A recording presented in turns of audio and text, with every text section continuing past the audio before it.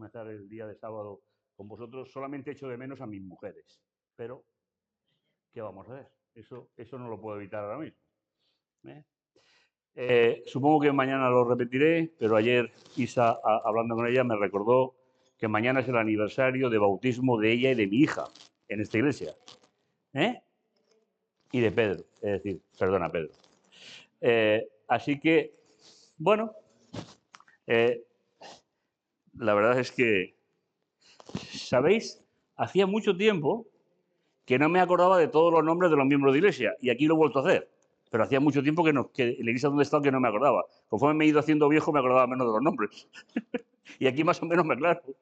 Bueno, dijimos anoche que vamos a hacer un recorrido hoy y mañana por el pensamiento del apóstol Pablo sobre uno de los temas que él consideró suficientemente importantes para escribir un libro entero. Anoche hablábamos de que teníamos dos tradiciones a la hora de traducir la Biblia. Nos queda la tercera, que veremos el lunes por Zoom. Pero hoy vais a ver cómo el apóstol, un judío de la diáspora, es decir, él no nació en Palestina, él nació en Damasco, con lo cual era un judío de la diáspora. Su Biblia preferida no era la de escrita en hebreo, su Biblia preferida era la escrita en griego.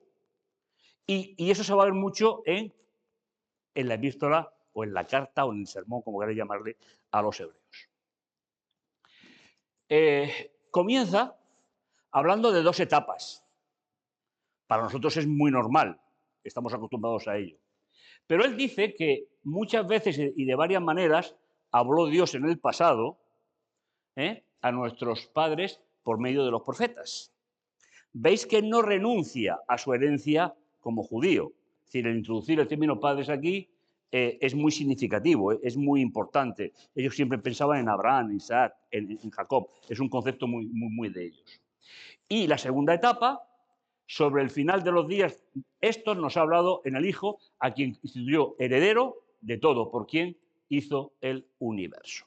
¿Os acordáis que decíamos anoche, por eso lo he resaltado aquí hoy, no sé si recordáis que decíamos que uno de lo que aporta la versión traducida al griego, la Septuaginta, es que cambia el sentido de la palabra Torá.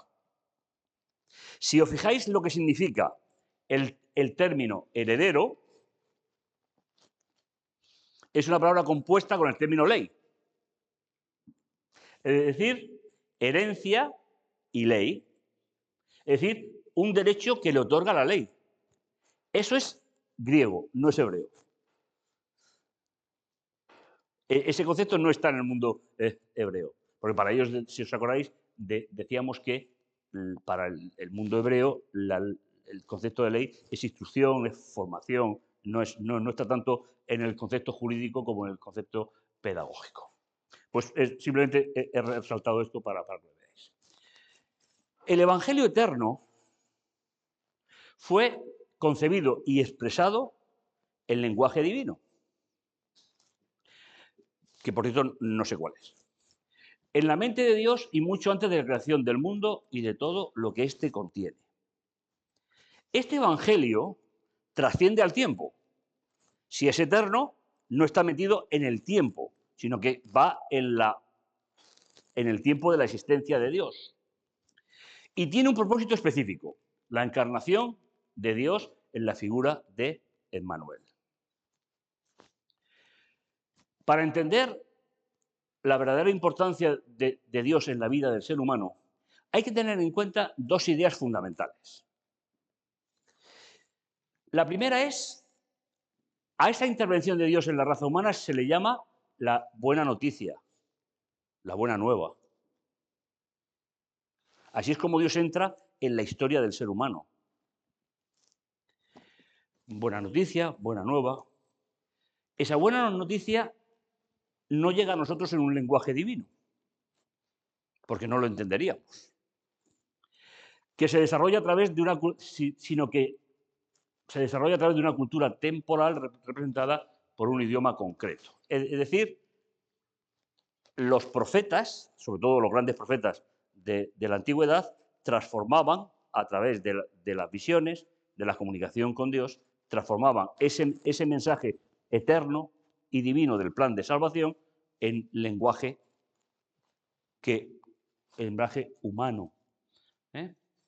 Para entender la verdad e importancia, por eso la buena noticia no llega a nosotros en ese lenguaje divino que se desarrolla a través de una cultura temporal. A ese proceso de culturización de la buena noticia se le llama verdad presente.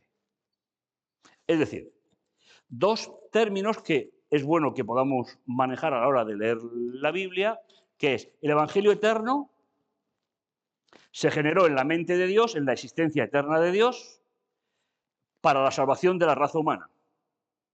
Pero a la hora de vivirlo, de sentirlo, de compartirlo, se convierte en verdad presente.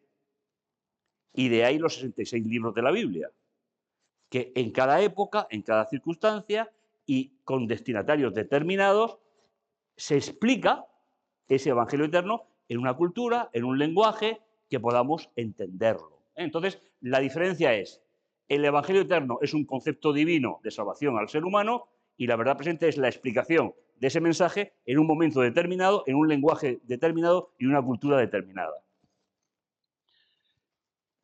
Por y para ello, en el pensamiento de un profesor que tuve yo en la facultad en el País Vasco, me encanta muchísimo esta cita.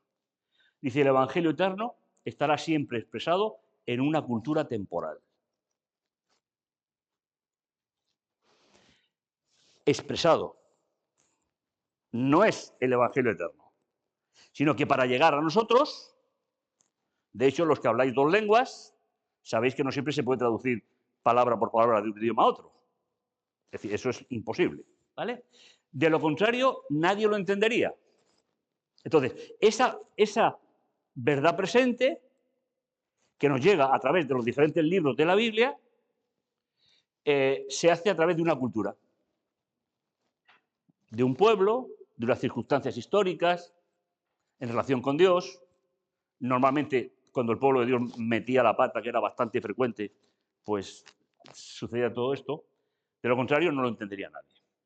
A nosotros, como lectores de la Biblia, nos interesa conocer lo que significa estará siempre expresado.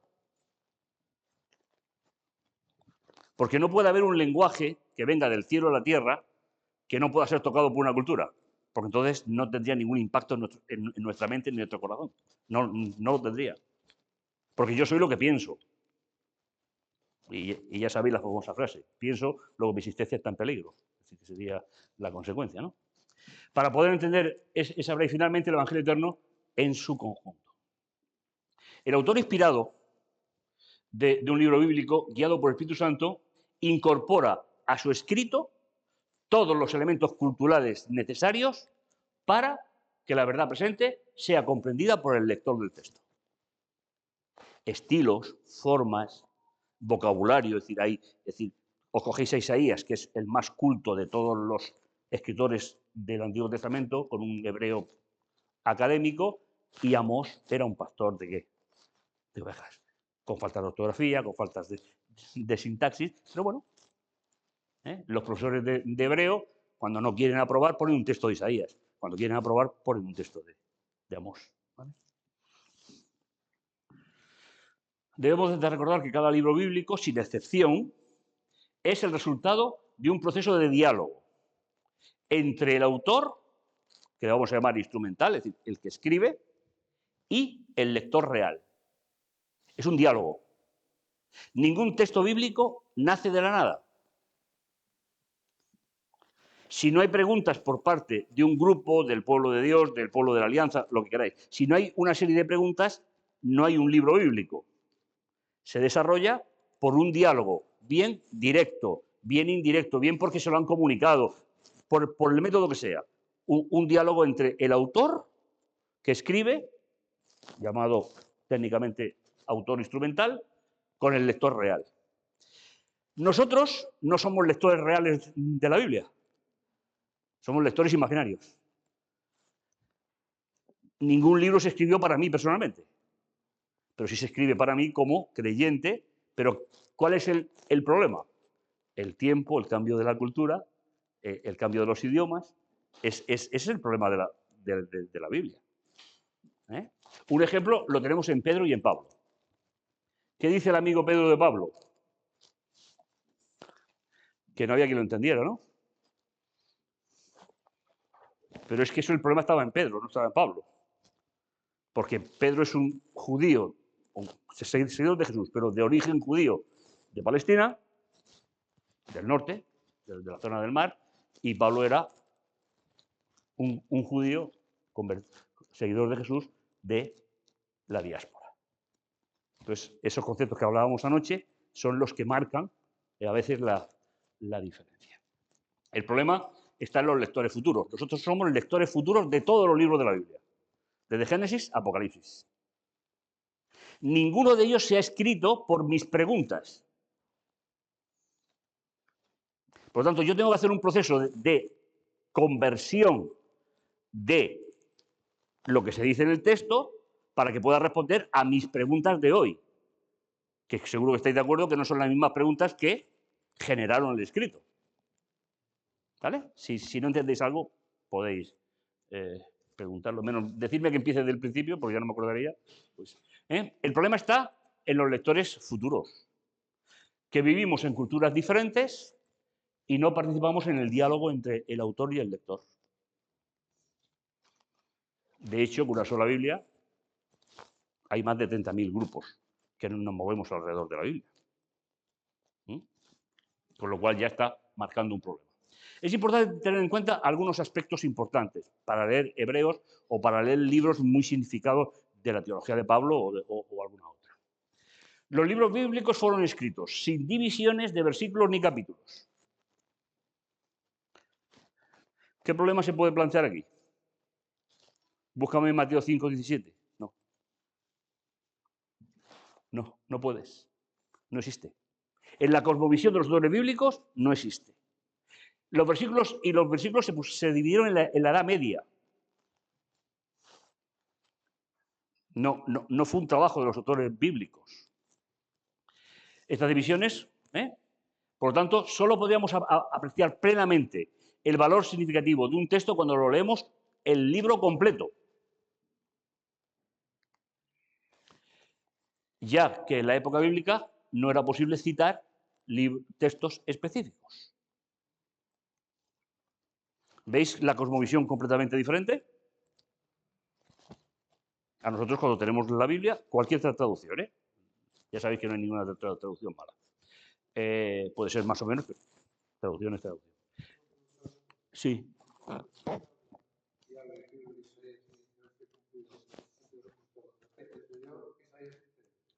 No.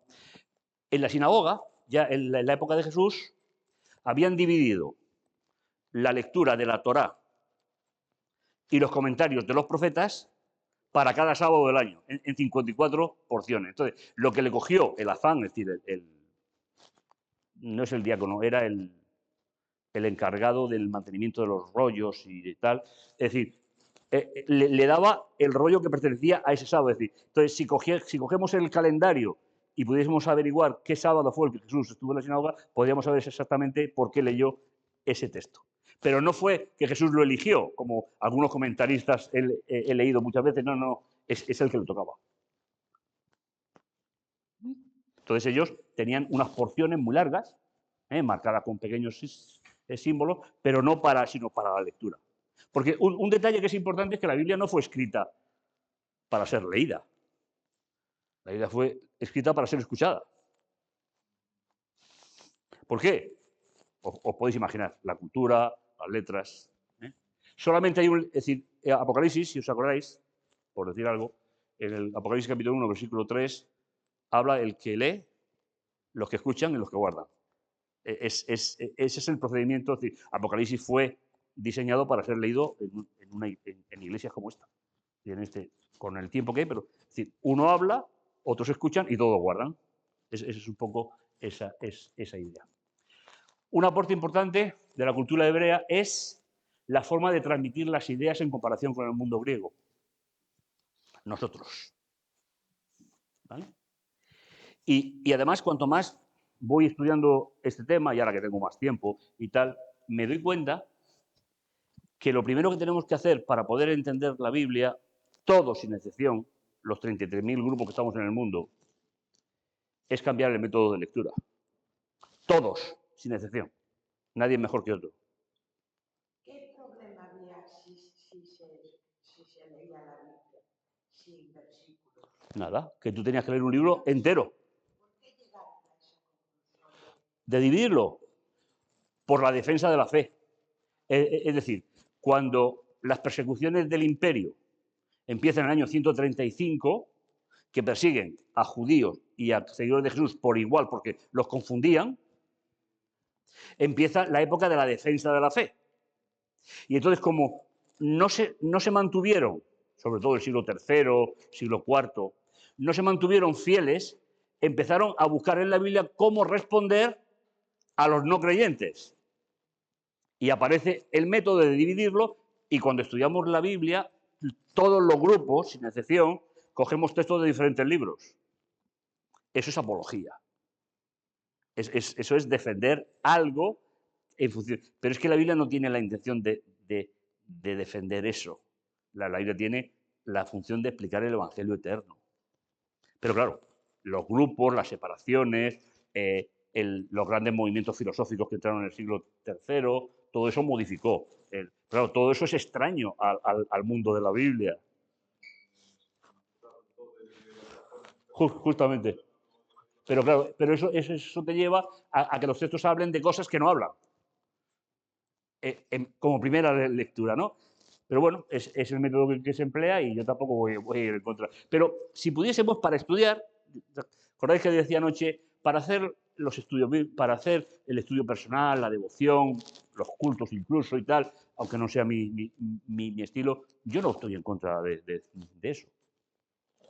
Pero para crecer espiritualmente y conocer realmente el Evangelio eterno, sí que deberíamos de leer los libros completos. ¿Por qué? Porque la inspiración trabaja en el libro completo.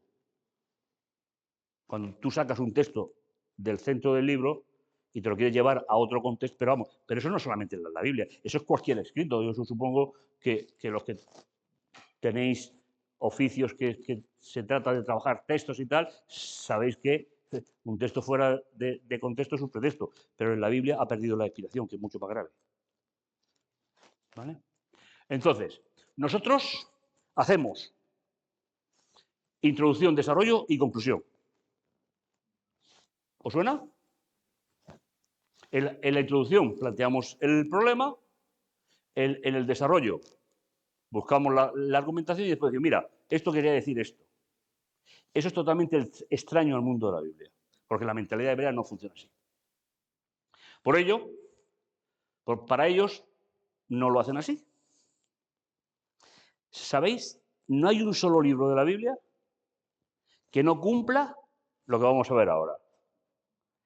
Y los libros apócrifos no lo tienen. Dediqué en la carrera, no la nuestra, sino la que hice en otros sitios, dediqué tiempo a evaluar los libros apócrifos y buscar si había estructuras como en la Biblia. No las hay. Después de revisar casi 500 libros, no las hay. Porque ya es griego. ¿Vale? La lectura estructurada resuelve muchos problemas en la Biblia. Por eso hay que ver la estructura completa del libro. Fijaos, un libro que no me gusta nada, un libro que nunca leo. Fijaos qué belleza de estructuración de pensamiento. Y así están escritos todos los libros de la Biblia. Todos, sin excepción. Ellos ponen lo importante en el centro. La primera parte plantea la controversia y la segunda parte resuelve la controversia. Además, por paralelos. Fijaos qué cosa más bonita. Vivencia de Nabucodonosor, nueva vivencia de Nabucodonosor. Crisis en palacio, se resuelve la crisis de palacio. ¿Y cómo se resuelve la crisis en palacio? Pues implorando la misericordia de Dios la revelación divina y la gratitud. Nosotros no construimos el pensamiento así.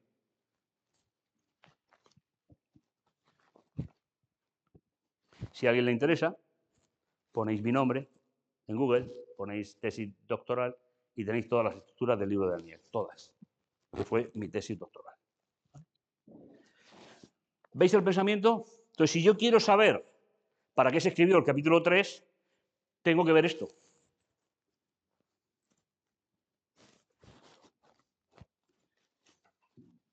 Que hay un Dios revelador.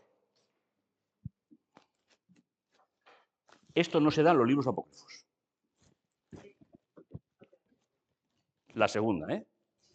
¿Quién estableció, o sea, que un libro es inspirado y el otro es? A ver, uno de los factores fue que todos los libros apócrifos se escriben en el periodo intertestamentario. Donde, como decíamos anoche, no hay profetas, no hay revelación. Pero además se escriben en un idioma que no es el idioma bíblico. Todos están escritos en griego. El griego no es un idioma bíblico. Están en hebreo y arameo, casi todo, con algunas palabras sueltas por ahí de otros idiomas.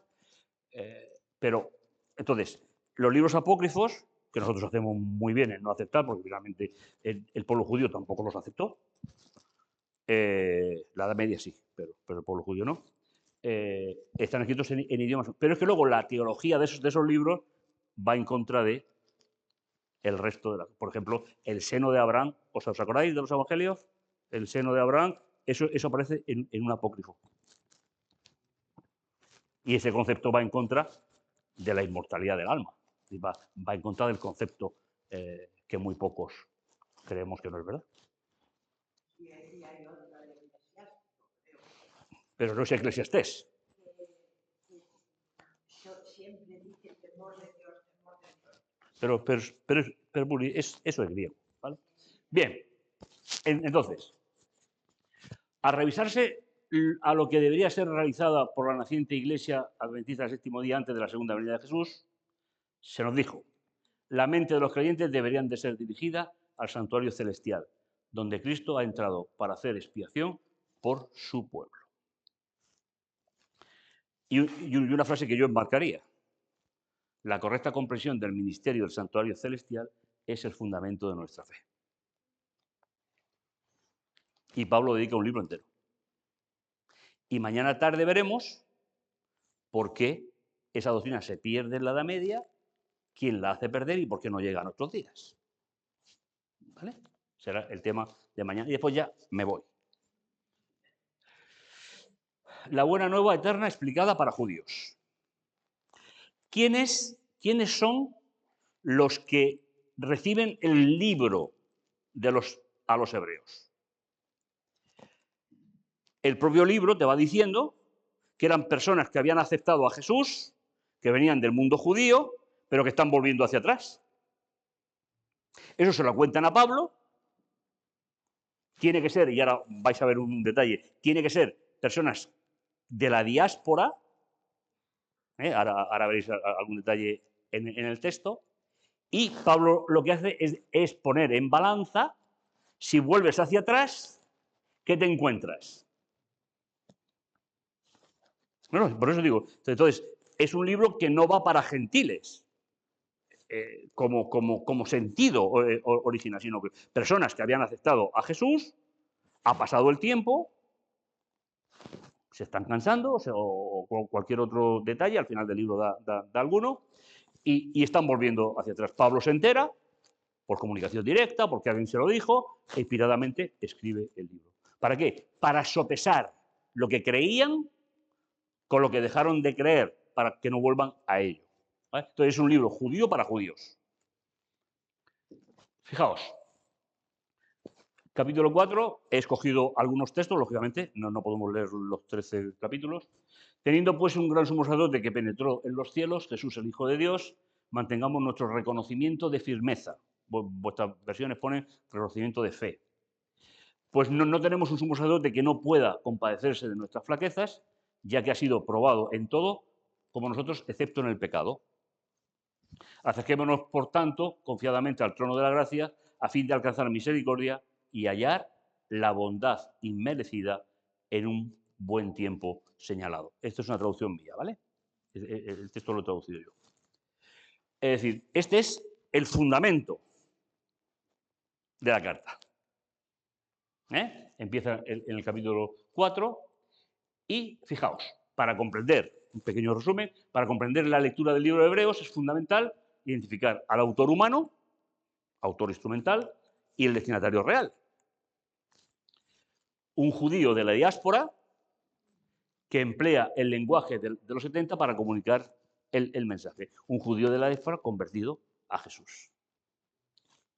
Destinatarios, seguidores de Jesús, que están regresando a su antigua religión, quienes son conocedores, decepcionados del Evangelio eterno.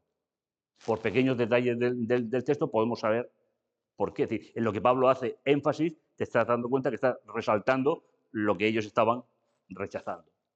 Esta comprensión nos permitirá captar el significado profundo de los textos. Fijaos, en esquema, él presenta la superioridad del Hijo a profetas, ángeles, a Moisés, a Josué, a Aarón, a la nueva alianza, un nuevo santuario y un mejor sacrificio.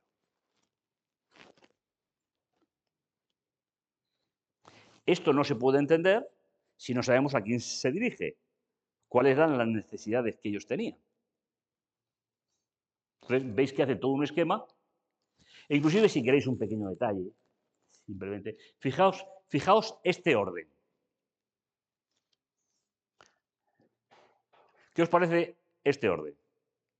A ver. ¿Está qué? No es cronológico.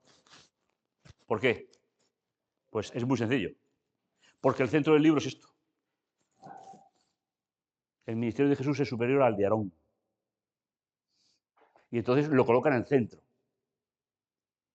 Y altera, es Moisés, es Josué, no, Aarón, y entonces va a situarlo así. Luego habla de la nueva alianza, del nuevo santuario y del mejor sacrificio.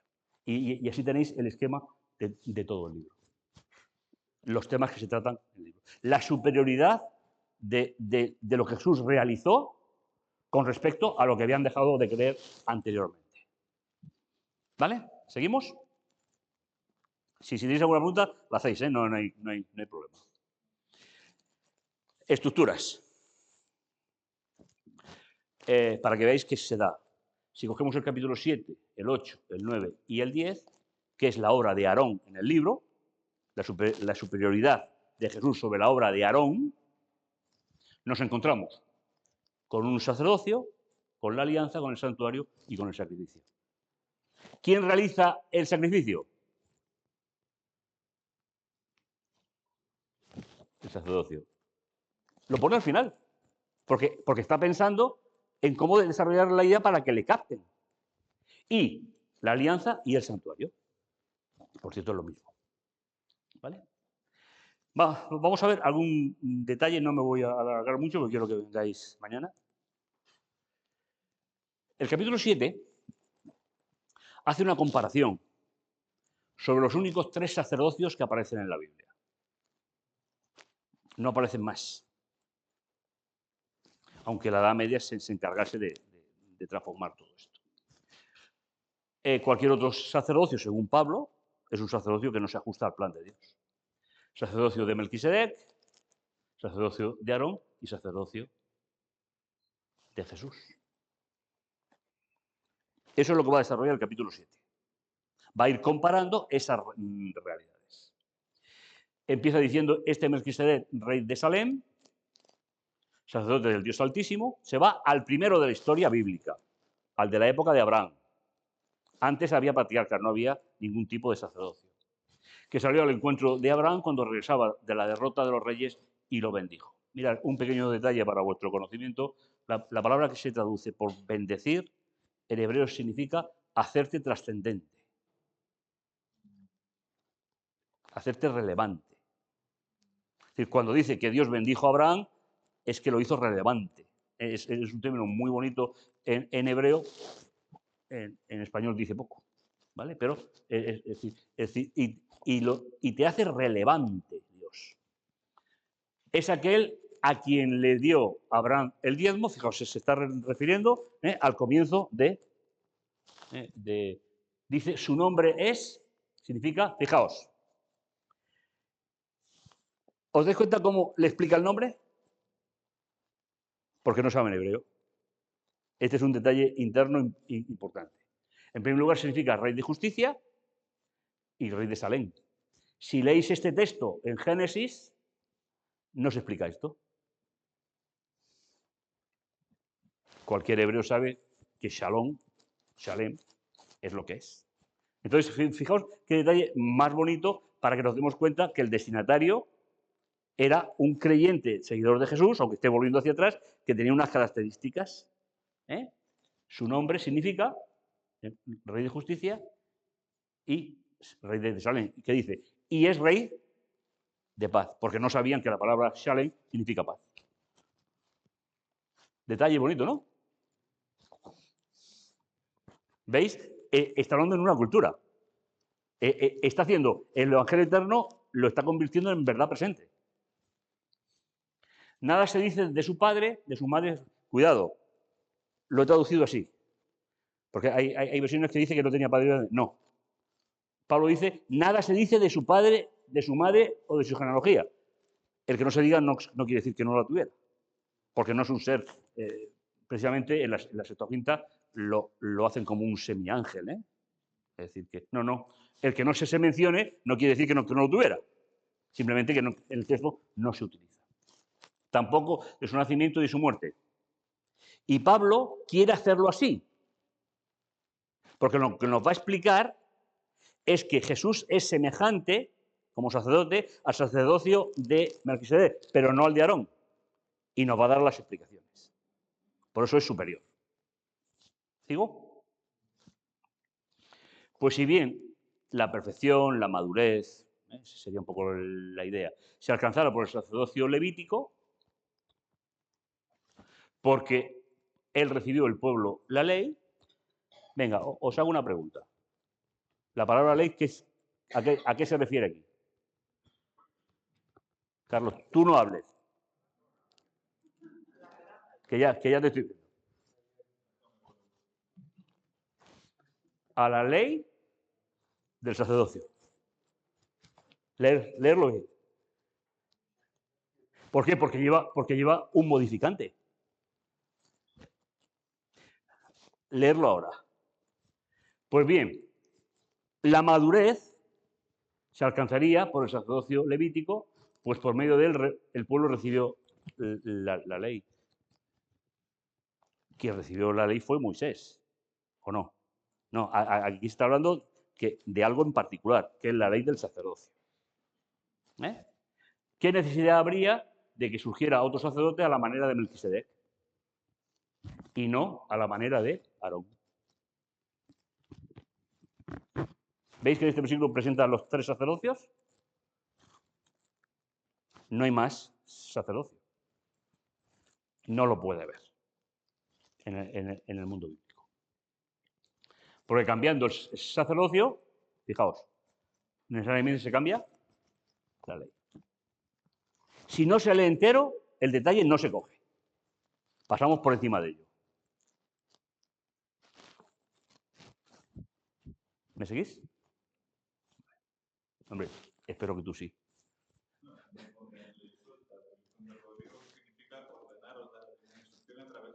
Claro.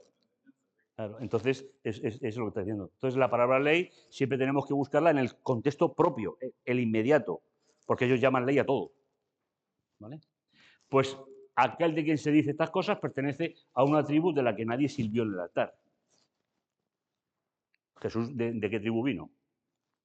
De Judá, de la tribu imperial, de la tribu de los reyes. Y los sacerdotes venían de... Pero es que Melquisedec también era rey, ¿no? Y sacerdote. Jesús es rey y sacerdote. ¿Veis el planteamiento? Pero todo esto se sacará si leéis el libro entero. Si nos vamos de un sitio a otro, es muy difícil. En efecto, es bien sabido que nuestro Señor procede de Judá, una tribu que nada menciona a Moisés al hablar del sacerdocio. ¿Vale? Todo esto es aún más evidente si surge otro sacerdote a la manera de Melquisedec. A la manera. ¿Eh? Así lo he puesto. Es decir, que lo sea no por la ley de sucesión carnal. A ver, ¿qué ley es esta? ¿Qué ley es esta? La ley de sucesión carnal. No, la ley genética, la más sencilla de todas. ¿O no? ¿Veis cómo nuestra mente está muy educada? A ver, leer el texto. Ley de sucesión carnal. ¿De qué habla? De la genética. ¿No eran los hijos de Aarón sacerdotes directamente? ¿Por qué? ¿Por qué ley? La de la genética. ¿Eh? Sino por la fuerza de una vida indestructible. Ese es el valor del sacerdocio de Jesús. Una vida su sacerdocio no pasará a otros. Terminará cuando se termine el pecado, pero no pasará a otro. ¿Veis los ejemplos que van saliendo sobre pues en Hebreos 7 hay 6 significados diferentes para la palabra ley? Segundo punto, para mañana ver por la mañana el 9 y el 10. En toda página, sea de historia, precepto o profecía, la escritura del Antiguo Testamento irradia la gloria de Dios por cuanto era de institución divina. Todo el sistema del judaísmo era una profecía compacta del Evangelio. Es una forma de explicarlo. ¿Vale? El significado del sistema del culto judío todavía no se entiende. Estamos hablando de 1800 y pico. Espero que hoy sí, aunque sea por fe. Verdades vastas y profundas son bosquejadas por sus ritos y símbolos. El Evangelio es la llave que abre sus misterios. Por medio de un conocimiento del plan de la redención, sus verdades son abiertas al entendimiento. Es nuestro privilegio entender estos maravillosos temas en un grado mucho mayor que lo entendemos. Cada uno. El santuario en el cielo es el centro mismo de la obra de Cristo en favor de los hombres. Y nos da 3 conceptos. Nos revela, nos conduce y nos anuncia. ¿Qué revela? El plan de la salvación. Es curioso, ¿eh? ¿Qué nos conduce? ¿Y qué anuncia? El triunfo final entre la justicia y el pecado. Eso es una frase realmente espectacular. ¿Eh? Aunque solamente sea una frase para alguno de forma particular, pero es espectacular. ¿Vale? Comenzamos un poquito el capítulo 8. Fijaos, el capítulo 8, siguiendo el pensamiento y la estructura del pensamiento propio de los hebreos, ¿qué pone en el centro? Es decir, leyendo este capítulo, nos deberemos de centrar en los versículos, en la primera parte del versículo 6, que es para lo que se escribió esta microsección. Un sumo sacerdote en el cielo, ya lo hemos visto en el 4.15, y una mejor alianza con mejores promesas. ¿Vale? Fijaos cómo comienza. Y esto nos debería de hacer pensar que Pablo está convencido de esto. Este es el punto capital de cuanto venimos diciendo. Es decir, todo lo que ha dicho hasta ahora, hasta 8.1, para él se resume en esto.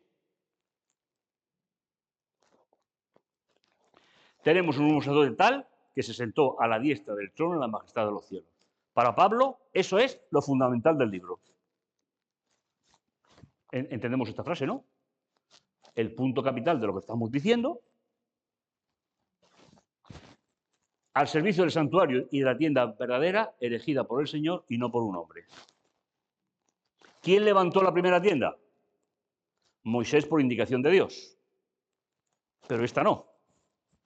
Y si todo sumo sacerdote está constituido para ofrecer dones y sacrificios, es necesario que él también tuviera algo que ofrecer. Y vuelve a recordarlo, dentro de todo lo que es el conjunto. Pero si estuviese en la tierra, ni siquiera sería sacerdote. Pues hay quien ofrece dones según la ley. A ver, ¿cómo entenderéis aquí la palabra ley? La ley que regula los sacerdotes, el sacerdote y los sacrificios. Es muy amplio el concepto, ¿eh? Es decir, y no estamos tan acostumbrados. Estos dan culto utilizando cosas que solo son sombra y figura de las realidades celestiales. ¿Veis? ¿Qué está haciendo con ellos? Si volvéis hacia atrás, volvéis a las sombras, no volvéis a las luces. Porque era el problema.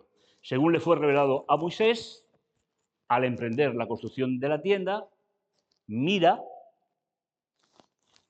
se le dice, harás todo conforme al modelo que te ha sido mostrado en el monte. Y si me permitís, hago un pequeño inciso aquí,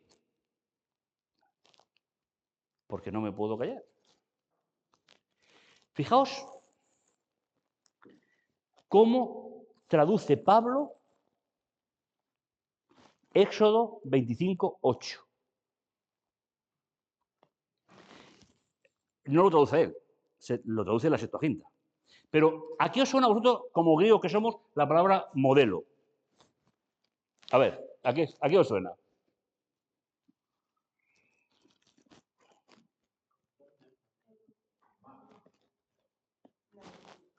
He oído por ahí algo.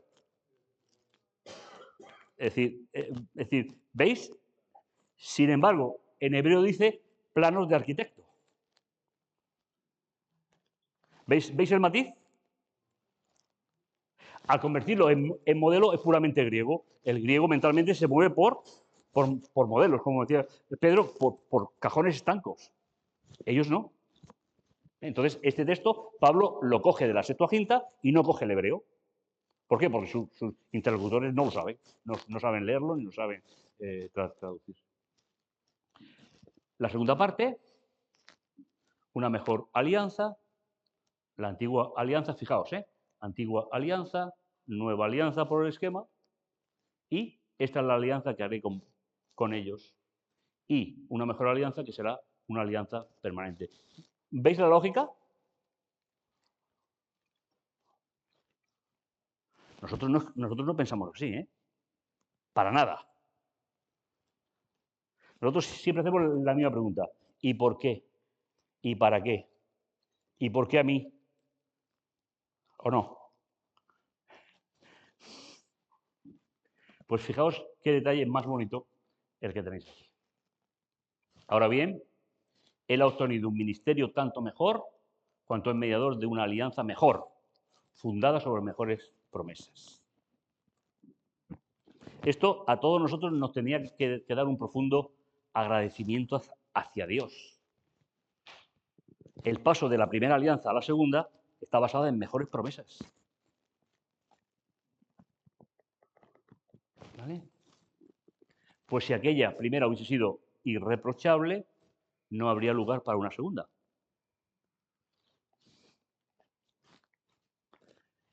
Pues por eso le dice en tono de reproche, ¿me dejáis 2 minutos o termino? ¿Podéis buscar el original de esta frase?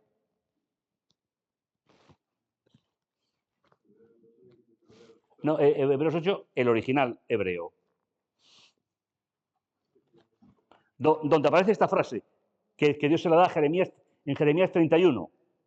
Fijaos lo que hace la inspiración para que el texto le sea útil, no a los que recibieron Jeremías, sino a los que lo están leyendo.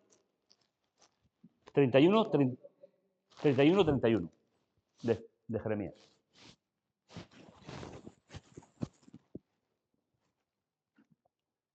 vais a ver un detalle precioso. Venga, a ver si estas horas vamos a estar juntos, os ilusiono, porque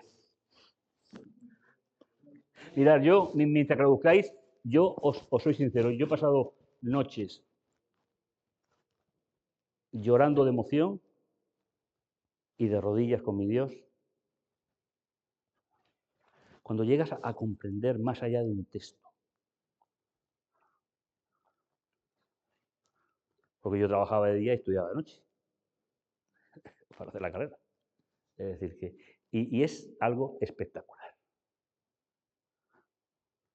Hay una idea en este texto que no aparece en Jeremías. A ver, venga. ¿Puede leer, por favor, el último versículo, el anterior? Sí. Al contrario, al que coma uvas, avenas le daré entero. Vale. ¿Veis? Aparentemente parece que no tiene relación con lo que viene después. Y dice. Vienen días, afirma el Señor, en que haré un nuevo pacto con el pueblo de Israel y con el pueblo. ¿Eso os suena a reproche? Sí.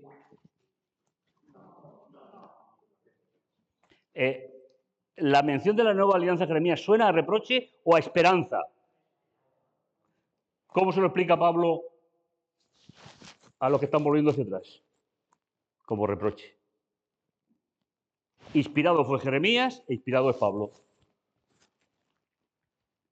Pablo lo presenta como un reproche. Pero Dios a Jeremías no.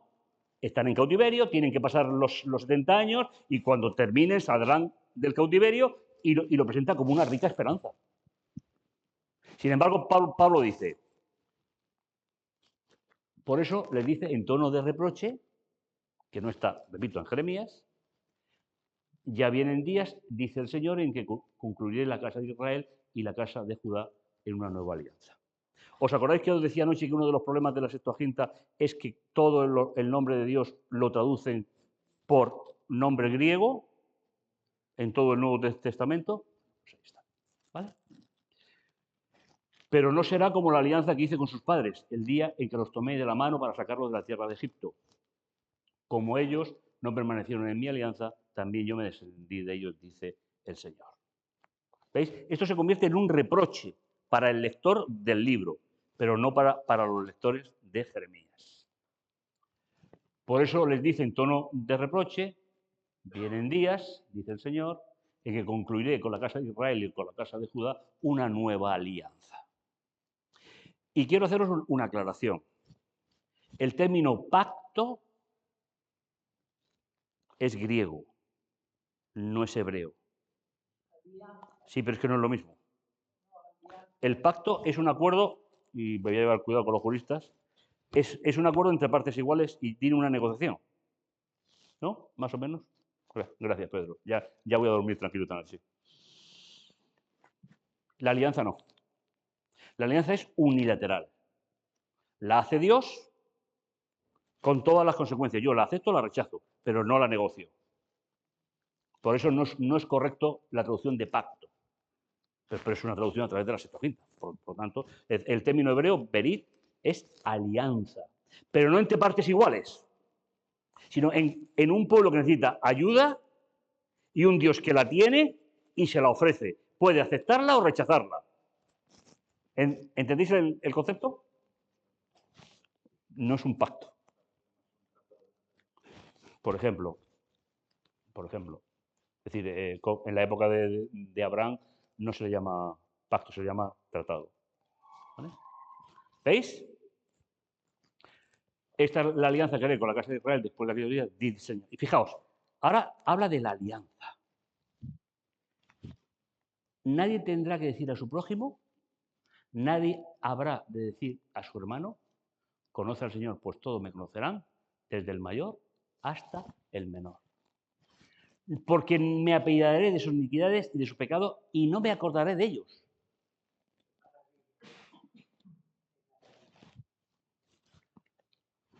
Al decir nuevo, declaró antigua la primera, y lo antiguo y viejo, y eso se comprueba con el paso de los años, lo garantizo yo, está a punto de desaparecer.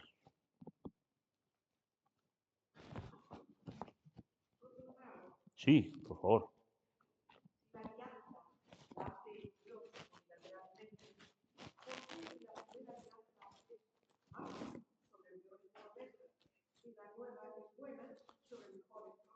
Viniendo las dos de Dios, por el uso que hizo el pueblo de ella.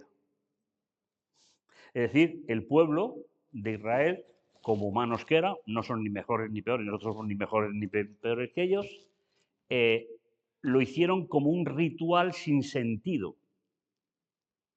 Era una forma de actuar. Aquí lo que el Señor está diciendo es que la pondrá el corazón. Yo preferiría poner la mente, pero bueno, el apóstol Pablo pone con corazón. Si fuese hebreo pondría los riñones, por cierto. Es obra solo del Señor poner en la mente individualmente del creyente el valor de esta alianza. Sí, pero los israelitas creían que estaban en la alianza, pero no la cumplían. Aquí o estás o no estás. Esa es la idea. Si estás, recibes el regalo. Si no estás, pues no estás. Lo malo es estar, pero no estar, como le pasó a Israel. En los últimos profetas, escritores de la Biblia, llegaron a sacrificar hasta niños en las puertas del templo de Jerusalén. No creo que se muestre mucho a Dios así, ¿verdad? No, perdone, no nos conocemos, quiero ser respetuoso. No es que lo consienta, es que no lo evita. Porque la responsabilidad de quien lo hace. Es que ese es un concepto que tampoco se maneja mucho. Yo soy libre de hacer lo que yo quiero. Si alguien me quiere hacer daño, me va a hacer daño. Lo que pasa es que luego cogemos y decimos, Señor, ¿por qué no? No, es que no es eso. Es que Dios tiene que permitir la libertad de conciencia, que es por creación, y cada uno actuará, y cuando te quieren hacer daño, te hacen daño. Es decir, que cuando uno ya tiene algunos añitos, acabo de cumplir 15 años, ¿lo veis? Te das cuenta cuando quiere hacer daño, hace daño. Entonces, mientras que la otra era una alianza para hacer cosas, esta es una alianza para relacionarte individualmente simplemente con Dios. Porque es Dios quien trabaja en el corazón del ser humano. Veis que hay una novedad, ¿no? No estoy diciendo que sea fácil, ¿eh? Estoy diciendo que es un planteamiento. Si ellos volvían hacia atrás, ¿a qué volvían? A una alianza que por usos se fue desgastando en el tiempo, por decirlo de alguna manera. Sí, pero como eran pueblo, eran comunidad, era completamente diferente. De hecho, mira a los profetas. ¿Qué profeta salió vivo? Es decir, es que... Pero bueno, no son ni mejores ni peores que nosotros, no lo son. Simplemente hay una nueva oportunidad a través de Jesús para una relación más personal con Él como creador, que ya no pasa a través de un cordero, ni pasa a través de un sacrificio, etcétera, etcétera. Esa es un poco la expectativa. Y recordad, la nueva alianza tiene que estar en el corazón del creyente. Y eso solo lo hace Dios. El que se abre a Dios, lo tiene. El que no, pues no. Porque, repito, no se negocia, ¿eh? Sí. Claro. Claro. Es que ya no es pueblo, José, es que ya no es pueblo. Son creyentes, que nos reunimos porque queremos lo mismo. Pero ya no es concepto de pueblo, el pueblo de Israel tenía solo una misión, preparar la venida del Mesías. No tenía otra. Pero se creyeron que eran es decir, uno de los grandes problemas de Israel es que interpretaron mal Éxodo 19, 5 y 6. Ese ha sido el gran problema histórico. ¿Vale? Entonces, es decir, ya es una relación personal como creyente. ¿Vale? Muy bien. Hacer comprender a los lectores de la Biblia que la alianza no es la ley, sino el plan de salvación, es importante, muy importante. La nueva alianza tiene que ver con la nueva forma de aplicar la salvación de parte de Dios. ¿Vale? Pues mañana, por la mañana, veremos lo que termina, que nos queda el capítulo 9 y el capítulo 10, es decir, santuario y ley, y sacrificio, y por la tarde veremos por qué esto se pierde en el tiempo, cómo se pierde y por qué no llega al siglo XXI. ¿Vale? ¿Alguna pregunta más? Por favor, dormir, descansar, que no os quite el sueño. Pero no olvidéis antes de cerrar los ojos, de hacer una oración personal, invitando a ese Dios maravilloso que pensó en ti cuando... Es que si explicáramos efectivamente lo que tú dijiste, bueno, a nuestra forma, pero si explicáramos eso, en vez de darles tanto rollo a la gente, como le damos, creo... Puri ha dicho que le da rollo a la gente. Yo no me veo identificado con ello, ¿eh? Yo creo que me he explicado. Sí, perfectamente, Puri. Yo creo que tendríamos mucho más éxito que todo lo que... Una pregunta. Sí, dime. Elena White, perdón.